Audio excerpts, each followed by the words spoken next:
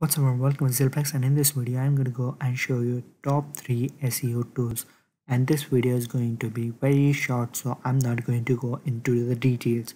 So number 1 is going to be Neil Patel. So if you know and search about SEO, you know Neil Patel because he is famous globally. No matter which country you are from, you know Neil Patel if you are learning SEO. So Neil Patel has actually given you a competitors tool which you can use it from neilpatel.com. You just have to enter your domain name. You just have to select the country, click on search. You will get the insight like what is your competitors, how they are ranking, what keyword are ranking, so on and so forth. You have to try neilpatel.com. Another tool is going to be smallseotools.com/keyword position.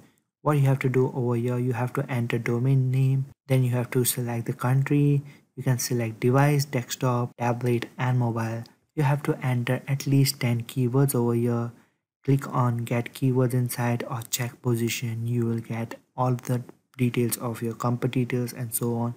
If you don't know how it works, there is 5 tabs. Basically I just taught you like what you have to do, and you will get all the details of your competitors and you will get the ranking of your keywords. Another tool is going to be the hood.com/backlinks checker. So over here you can go and find your competitors backlink and your as well.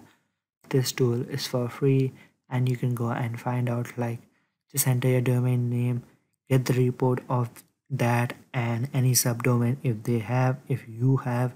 You can go and get the details of your backlinking. Just click on view report and you will have all of the details. So this was very short videos, that's why I didn't go inside, but I told you like these tools are very easy to use, nothing jargon or you don't have to think about it. You will get the idea of what your competitors are. You have the insights of a website.